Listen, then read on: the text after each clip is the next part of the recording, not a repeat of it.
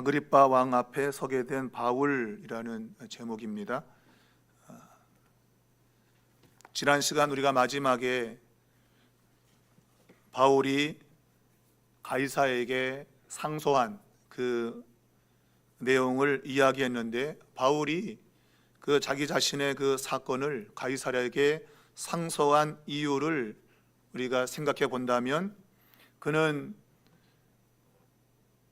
계속 거기에 있으면 자신의 개인이 굉장히 위험한 상황에 처하게 될 것을 직감하고 있습니다. 끊임없이 주변에서 자신을 죽이기 위한 시도가 벌어지고 있기 때문이에요. 가이사랴에 있으면 예루살렘으로 보내달라 그러고, 또 틈만 있으면 그를 죽일 계획을 세우고 있어서 그가 지금 그곳에 있으면 안전에 위협을 당할 수 있다, 그런 생각에서 그가 개인적으로는 자신의 안전을 위해서 가이사에게 상소했다, 그렇게 볼 수 있겠고, 좀 더 넓히자고 한다면 지금 교회가 합법적으로 좀 인정을 받고 있지 않은 그런 상태겠지요. 그래서 이방 속에 있는 교회, 그 교회가 합법적으로 인정받기 위한 일련의 과정으로 그가 이 가이사에게 상소했다. 로마에 있는 그 교회, 이방 땅에 있는 교회, 그 교회들이 정상적으로 인정을 받는 그러한 단체로 보여지기 위해서 또한 그가 가이사에게 상소했다, 그렇게 볼 수 있겠습니다. 무엇보다도 그가 가이사에게 상소한 것은 이 로마라고 하는 이 나라가 그 제국의 가장 권력의 중심에 있는 곳이지 않습니까? 그러니까 가장 큰 권력을 가지고 있는 그 자리에서 복음을 전할 수 있는 기회, 그것을 얻기 위한 그러한 방편으로 가이사에게 상소했다, 그렇게 볼 수 있습니다. 그 자신은 복음 전하는 그 사명을 감당하면은 자기의 목숨도 조금도 아깝지 않다고 이미 사도행전 20장에서 밝힌 바가 있습니다. 권력의 중심에 들어간다고 하는 것은 한편으로 굉장히 위험스러운 일입니다. 그러나 권력의 중심에서 복음을 전할 수 있다고 하는 것은 또한 더불어 영광스러운 일임에 틀림이 없는 것이죠. 그래서 그는 가이사에게 상소함으로 그의 몇 가지 목적을 이루고자 했다는 것입니다. 자, 오늘 본문에 보면 수일 후에 곧 이 가이사에게 바울이 보내지기로 결정된 그러한 일이 있은, 정확히 며칠인지 모르겠지만 수일이 지났을 때라는 것입니다. 그러니까 가이사에게 지금 보내야 되는데 아무 때나 보내는 것이 아니라 적당한 때에 보내는 것이죠. 항상 이야기하지만 아무 때나 간다고 사람이 갈 수 있는 게 아닙니다. 여러 가지 그런 조건이 맞아야 그 사람을 보낼 수 있게 되는데, 오늘 수일 후에 이 바울을 가이사에게 보내기로 계획하고 그것을 진행하려고 하는 며칠, 그 시간이 지난 후에라는 그러한 의미입니다. 베스토 총독에게 아그리빠 왕과 버니게라고 하는 사람이 문안하러 왔다라고 되어 있습니다. 이 아그리빠와 버니게, 이 사람은 외형적으로는 오빠와 누이, 정확히는 누나이기도 하고 동생이기도 한 그러한 관계입니다. 형제지간입니다. 그런데 실제로 그들은 내연의 관계였다, 불륜의 관계였다는 것이죠. 이 아그리빠 2세는 아그리빠 1세의 아들입니다. 이 아그리빠는 어릴 때 로마에서 교육을 받았고, 그래서 이 황제의 총애를 입었는데 주후 44년에 아그리빠 1세가 죽은 이후에 곧바로 왕으로 세우려고 했지만 나이가 너무 어리다. 당시 그가 17세였습니다. 그래서 사람들이 반대했습니다. 너무 어린 나이에 왕이 될 수 없다. 그래서 반대했습니다. 그러다가 50년 되는 그 해에 칼키스라고 하는 그 지역의 왕으로 이제 임명이 되게 됩니다. 근데 그 상황 속에서 이 아그리파 1세의 장녀로 소개되고 있는 이 버니게가 자기의 삼촌과 결혼하게 됩니다. 당시는 뭐 삼촌 조카가 결혼을 하고 하여튼 이상한 그런 시대였어요. 근데 그 헤롯이 죽은 이후에 이 버니게가 자기 오빠와 불륜의 관계를 맺은 것이죠. 오빠 집에 와 있는 거지만 그러나 불륜의 관계였어요. 정상적인 그러한 남매의 모습이 아니고 불륜을 저지르는 그러한 관계였던 것입니다. 그러한 상황에서 지금 이 아그리파 2세와 버니게가 함께 베스도 총독을 문안하러 온 것이죠. 이것은 의례적인 문안 인사입니다.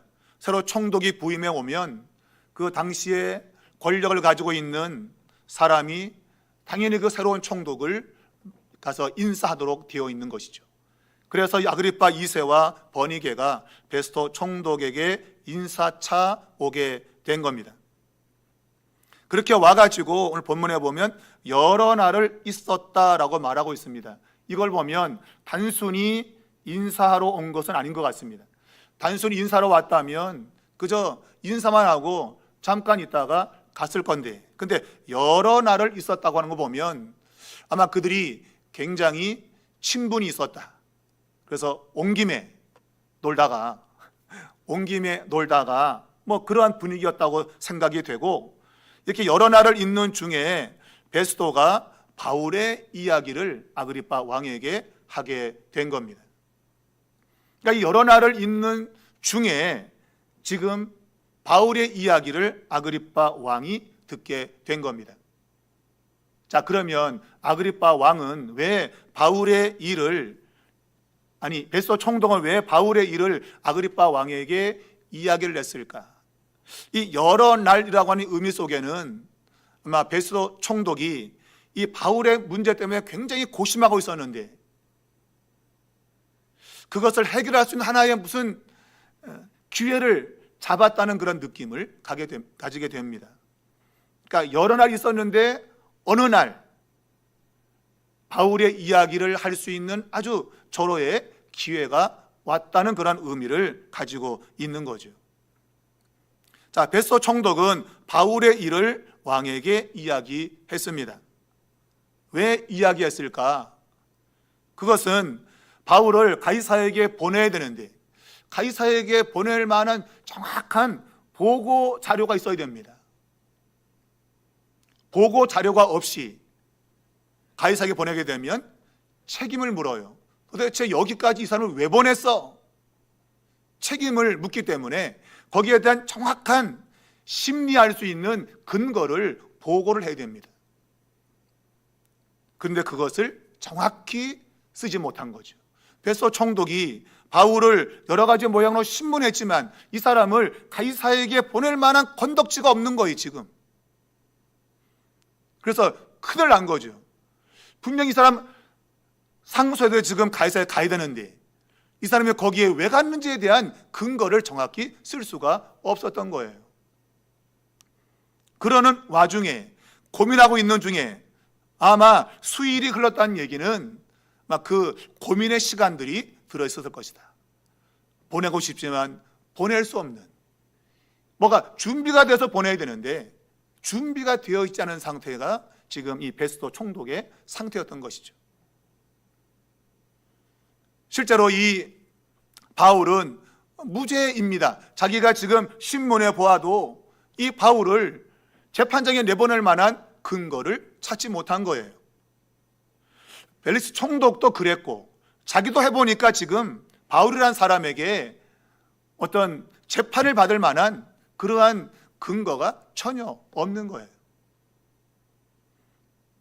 그렇다고 이 사람을 무죄로 보내자니 유다인들의 원성이 있고 이러지도 못하고 저러지도 못하고 있는 그러한 상황에서 지금 시간이 흘러가는데 마침 이 아그리빠 왕 그리고 버니게라고 하는 사람이 등장을 하게 된 겁니다.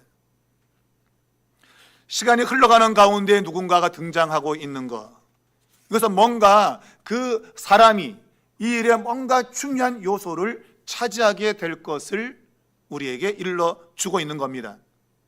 베소 총독에게는 자신가 지금 결정하지 못하고 있는 뭔가 보고를 내야 되는데, 우리가 마지막 27절로 보면 그 죄목도 밝히지 아니하고 죄수를 보내는 것. 바울에게 무슨 죄목을 써서 보낼 거냐? 죄목이 없는 거예요. 지금 바울에게는 특별한 죄목이라고 하는 것은 정치적인 요소가 들어가야 되는데, 이 바울에게는 전혀 정치적인 요소가 없는 거예요. 지금. 그래서 죄목을 써야 되는데 그것을 쓸 수가 없었다는 거죠. 그런 가운데에 이 종교적인 문제에서 그래도 많은 걸 알고 있는 아그리빠 왕이 온 겁니다. 그러므로 이 베소 총독은 귀를 잡은 거죠. 뭔가 이 상소문에다가 죄목을 쓸 만한 뭔가 재료를 얻을 수 있는 그런 기회가 생긴 겁니다. 왜냐하면 아그리빠 왕이 유대 문제에 대해서 잘 알고 있기 때문입니다. 그러니 그는 지금 자기가 봉착해 있는 이 난관을 해결할 기회를 얻은 것이죠. 헤롯 아그리빠 2세는 단순히 베소 총독의 취임을 축하하기 위해서 왔는데, 베소 총독에게는 그 걸음이 자신의 그 아주 골치 아픈 문제를 해결받을 수 있는 하나의 기회가 되었다고 볼 수 있는 겁니다. 이 아그리빠 2세는 유대에 관한 문제도 잘 알고 있고, 그리고 로마에 관한 것도 잘 알고 있습니다. 말했지만 어릴 때부터 로마에서 법을 배웠기 때문입니다. 그러니까 로마의 법도 빠삭하고 유대에 대한 것도 아주 탁월한 그러한 모습의 아그리빠 2세의 모습인 것이죠. 그래서 자기가 이 보고서를 써야 되는데 거기에 도움을 줄 수 있을 것이라고 기대를 하고 있는 겁니다. 자, 오늘 아그리빠 2세에게 베소가 바울의 일로 왕에게 고하였다 그랬습니다. 바울의 문제를 꺼내서 이야기했다는 말입니다. 자, 이 14절부터 21절까지는 바울이 지금 예루살렘과 가이사라에서 받았던 여러 가지 재판에 대한 이야기를 아주 요약적으로 설명을 하고 있습니다. 제일 먼저는 벨릭스가 죄수를 자기에게 남겨두었다. 그러니까 이 문제는 나의 문제가 아니다 그 얘기죠. 내 문제가 아닌데 전임자가 나한테 이 문제를 떠넘겼다 이거예요. 자기도 골치 아픈 문제를 나한테 떠넘겼다 이거예요. 뭔가 자기가 살기 위한 방편을 지금 이야기하고 있는 거죠. 내가 만들어낸 문제가 아니다 이거예요. 전임자가 이것을 내게 떠넘겼다 이거죠. 그러면서 산헤드린 이 바울이라는 사람에 대해서 유죄 판결을 요구했다는 겁니다. 유죄 판결. 그러나 자신은 로마 법정의 원칙을 엄격히 따라서 그들에게 답변을 했고, 그래서 이 피고가 공개 재판에서 자신에 대한 혐의를 듣고 반박할 수 있는 기회를 자신이 주었다는 겁니다. 자신은 정확히 법에 의해서 이것을 진행하고 있다. 불법적인 그러한 재판이나 이런 것이 없었다는 거죠. 오늘 이 이야기를 아그리빠 왕에게 하고 있는 이유는 외형적으로는 그 자신의 법을 잘 지켰다고 하는 것도 드러내고 있지만, 한편으로는 로마인의 우월성을 보여주고 싶은 겁니다. 쉽게 말하면 이 헤롯 아그리빠 2세가 너 로마법을 잘 모르지? 내가 가르쳐 줄게. 그런 의도를 또한 가지고 있어요. 그러니까 로마인들이 다른 사람에 대해서 우월감을 이런 방식으로도 이야기하는 겁니다. 그러니까 로마의 법에 대해서 정확히 자기가 설명을 하면서 자신이 뭔가를 많이 알고 있다고 하는, 넌 잘 모르는 걸 나는 잘 알고 있어 라고 하는 것을 드러내고 싶은 거예요. 사람은 누구나 다 자기가 알고 있는 것, 조금 더 알고 있으면 그것을 자랑하고 싶은 욕망이 있는 겁니다. 은근히 남과 비교해서 내가 좀 우월하다고 하는 것들, 그런 것을 자랑하고 싶어 해요. 여러분, 그런 거 자랑하지 마십시오. 다 헛된 것들입니다, 여러분. 그런 거. 바울은 자기가 가지고 있는 거 참 많이 있지만 오직 자기가 자랑할 것은 그리스도의 십자가밖에 없다 그랬어요. 예수 그리스도의 십자가밖에 나는 자랑할 것이 없다. 그 십자가 우리 인생을 정말 인생답게 만드는 그런 것이기에 십자가밖에 자랑할 것이 없다 그랬어요. 여러분은 뭘 자랑하고 싶으세요? 집에 있는 집 문서, 아파트 문서, 땅 몇 평짜리, 등기부 등본, 그런 거 자랑하고 싶으세요? 아니면 졸업장, 그런 거 자랑하고 싶으세요? 오늘 이 베스도 총독은 자기가 지금 뭔가 도움을 구하고 싶은 그런 마음을 가지고 말하면서도 은근히 자기 자신이 잘난 면을 보여주고 싶다, 이거예요. 이게 인간이 가지고 있는 마음인 것이죠. 자기 지금 곤란에 처해 있음에도 불구하고 자기가 뭔가 대단한 존재인 것처럼 그것을 이야기하고 싶어하는 그러한 모습을 우리가 보게 되는 겁니다. 자, 고발자들이 여러 가지 자신들이 지금 주장하고 있는 것을 펼쳤지만 거기에 대한 혐의의 증거를 제시하지 못했다고 지금 베스도 총독이 정확하게 이야기하고 있습니다. 증거 없는 주장, 아무런 효력이 없는 거죠. 그러면 단지 이것은 자기들의 종교라고 하는 이 문제 갖고 지금 이러한 재판이 진행되었다. 이것은 종교적인 논쟁이라고 지금 말하고 있는 거예요. 종교적 문제다 이거예요. 내가 지금 관심 있는 것은 정치적인 문제인데 그런 건 전혀 없고 종교적인 논쟁만 가지고 있다. 그러면서 본문에 보면 죽은 자가 살아있다고 하는 그 주장, 예수라고 하는 이가 죽은 것을 살아있다고 하는 주장, 이 이야기를 오늘 본문 19절에서 지금 베스도 총독이 이야기했다고 지금 누가가 기록을 하고 있는 거예요.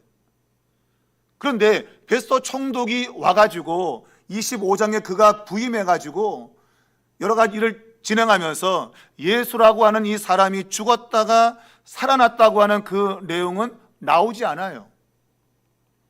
그런데 이 베스도 총독이 지금 이 바울의 재판을 이야기할 때 이 예수님이 죽었다가 살아난 이야기를 하고 있는 거예요. 앞에는 그런 내용이 전혀 없어요.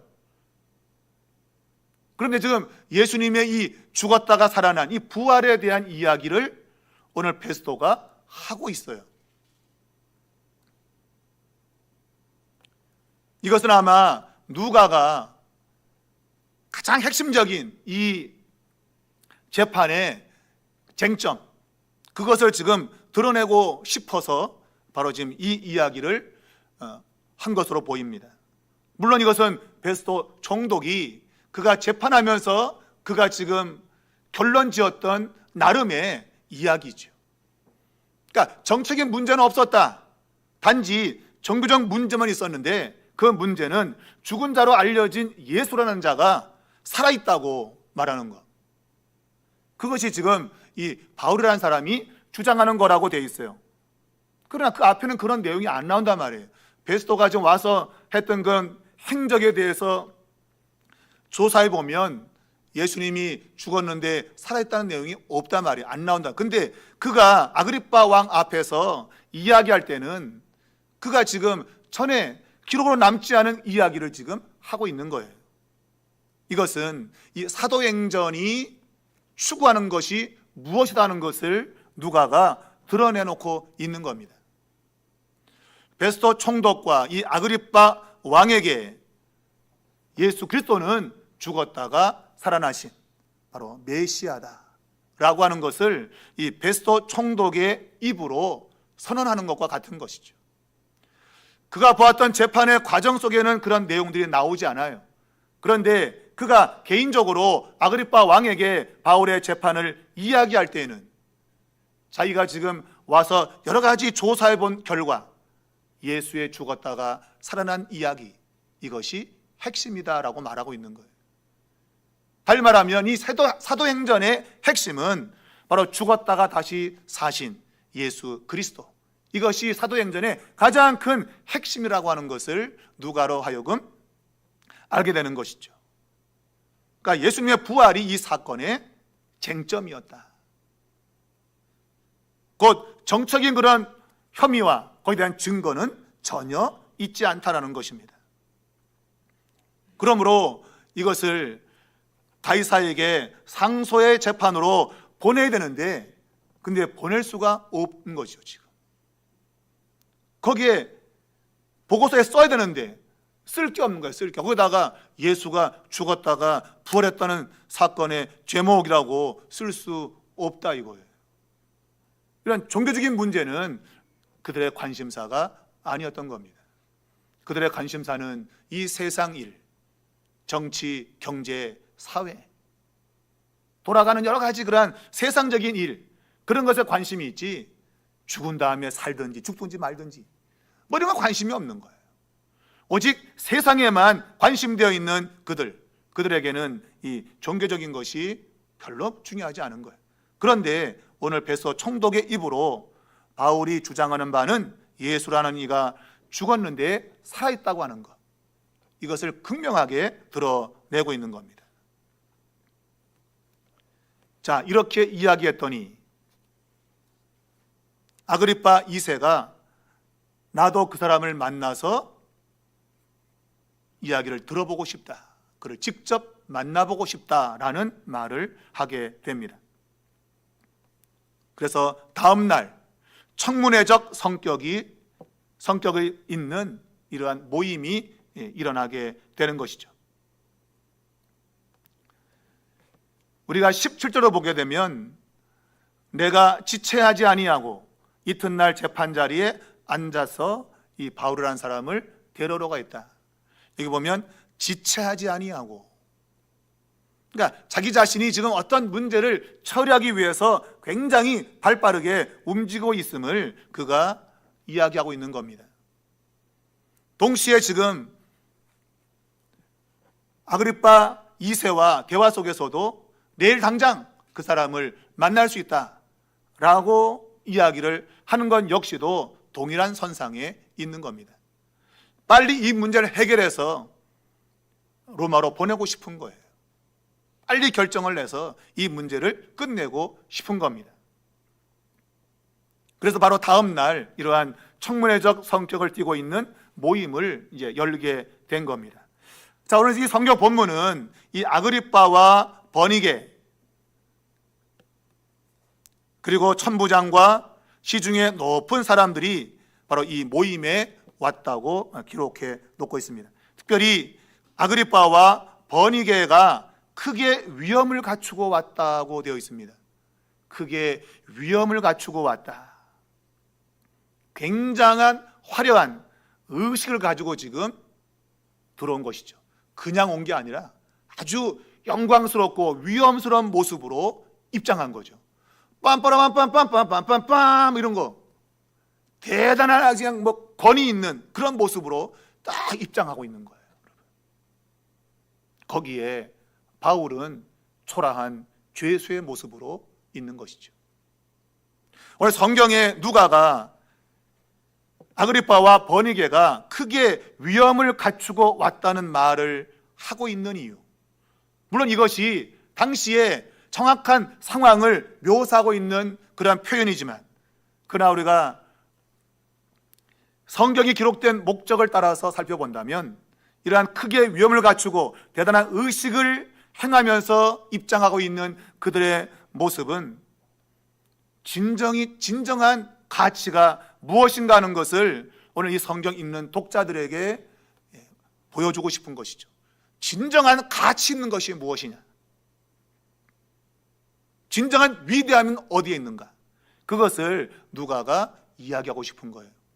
결국은 성경을 통해서 진정한 삶의 가치가 무엇이고 진정한 위대함의 본질은 무엇인가 하는 것을 드러내고 싶어서 바로 크게 위험을 갖추고 들어왔다고 하는 이 표현을 쓰고 있는 겁니다.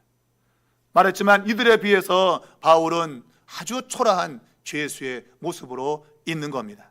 그러나 누가의 눈에는 이들이 외형적으로 그렇게 크게 화려하고 위험 있는 모습으로 들어왔지만, 그러나 그것은 위대한 것이 아니다. 누가의 관점에서는 바울 하나의 죄수로 지금 서 있지만 그에게 진정한 본질적인 위대함이 들어있다고 하는 거예요. 여러분, 이것을 우리가 정확히 이해해야 됩니다. 세상 관점으로 보면 크게 위험을 갖추고 지금 들어오는 그들과 지금 초라한 모습으로 있는 바울을 비교해 본다면 비교 대상이 될 수 없습니다. 세상은 크게 위험 있는 모습으로 들어오는 이 사람들이 위대하다고 생각합니다. 그러나 하나님은 바울이야말로 진정한 위대함을 가지고 있다, 그렇게 보는 것이죠.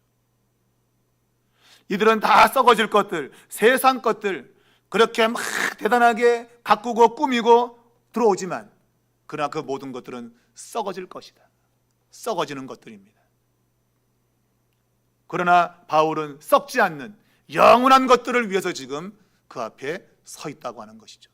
여러분, 썩어지는 것과 썩지 아니하는 것, 이 두 가지의 본질적인 위대함을 오늘 독자들로 하여금 알게 하는 것입니다.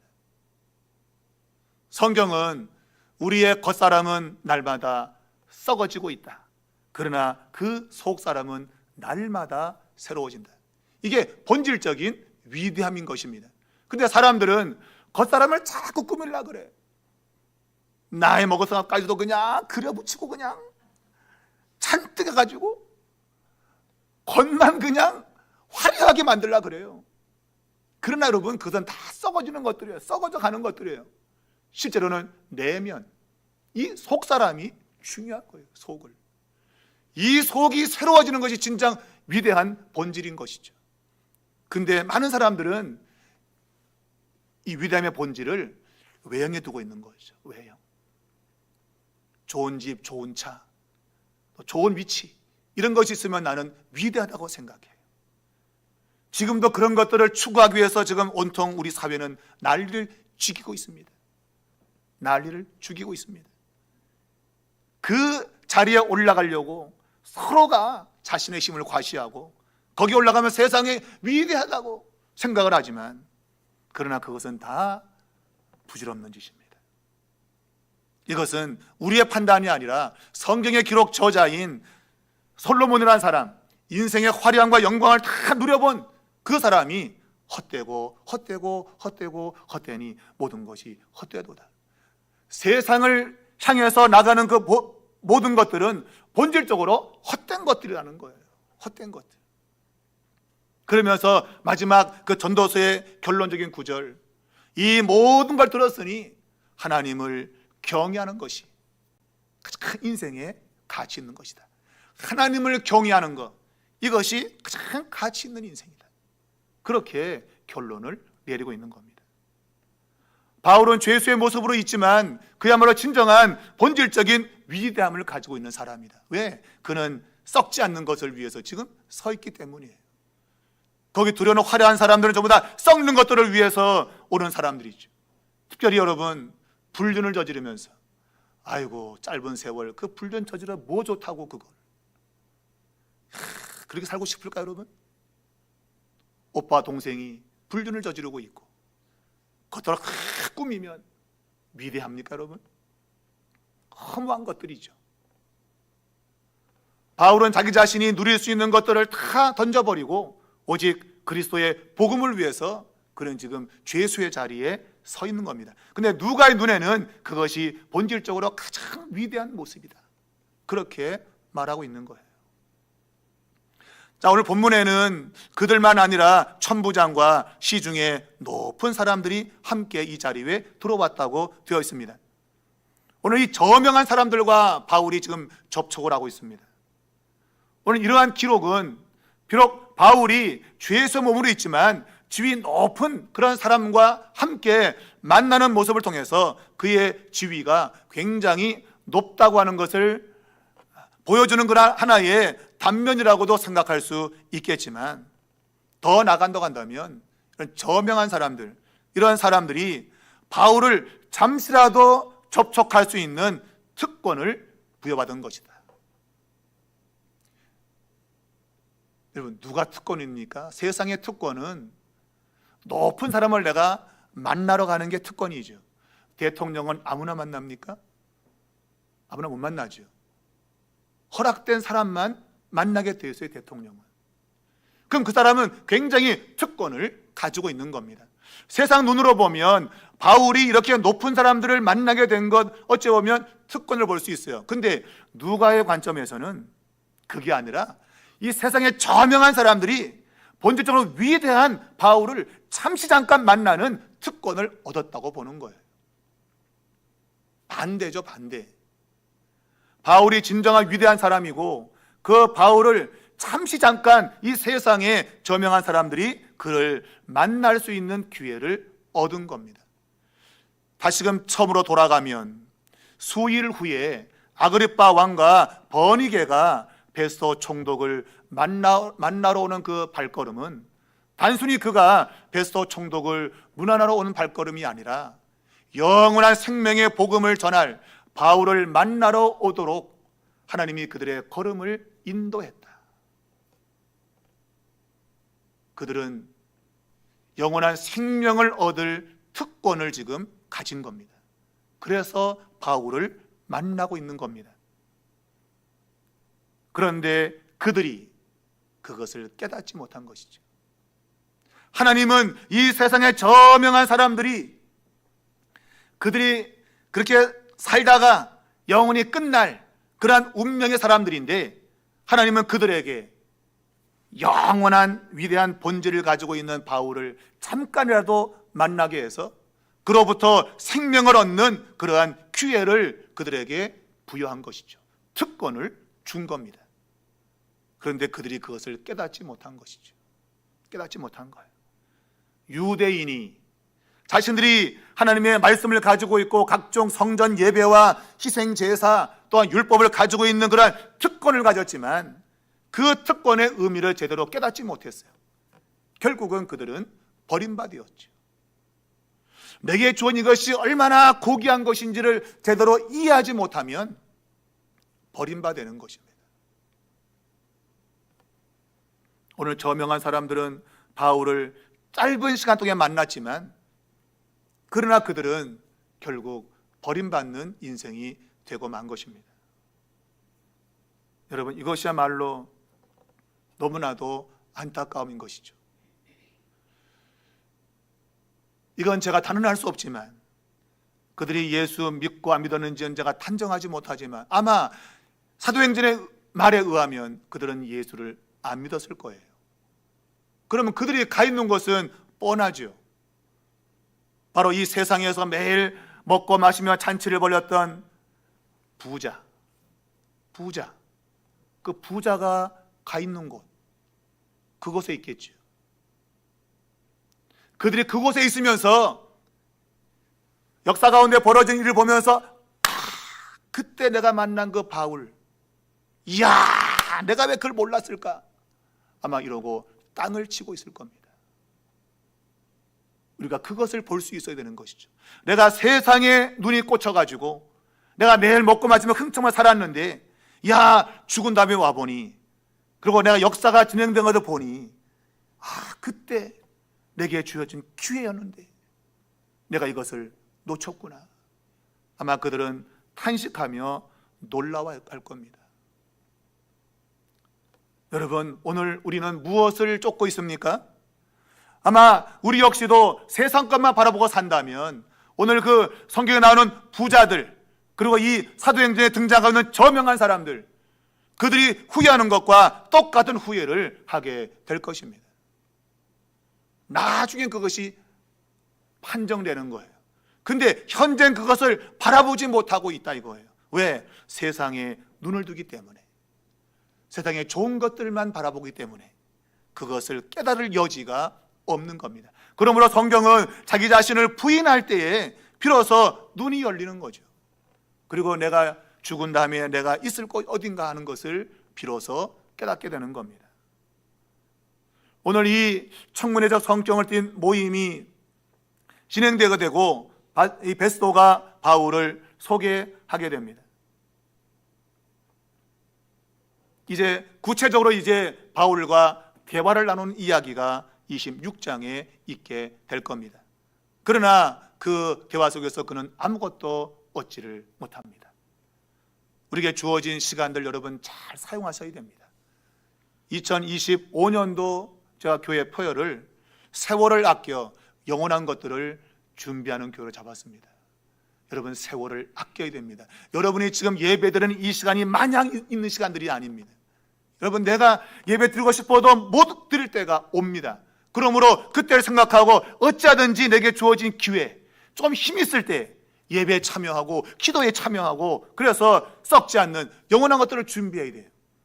이것이 오늘 본문 가운데 저명한 사람들과 바울의 만남 속에서 누가가 목적하는 겁니다. 누가 진짜 위대하냐? 누가 바보 같은 자들인가? 이것을 드러내고 있는 것이죠. 여러분이 남들 다 놀러 가기 좋아하고 먹으러 가고 여기저기 다 하는데 이 교회에 와서 몇 사람 안 되는 자리에 앉아서 하나님께 예배드리는 이것이 남들이 볼 때는 야, 왜 그렇게 살아? 이러겠지만 하나님 볼 때는 여기가 진짜 위대한 곳이야 라고 평가한다고 하는 거예요. 여러분 그런 생각 가지고 있다면 우리는 우리의 진정한 영적인 눈이 뜨일 겁니다. 하나님 나라를 바라보게 되어지고 내가 곧 이 세상을 떠날 것이고 사도 바울은 그가 디모데후서 고백하고 있는 것처럼 이제 의의 멸류관이 나를 기다리고 있다는 담대한 고백을 하게 될 거예요.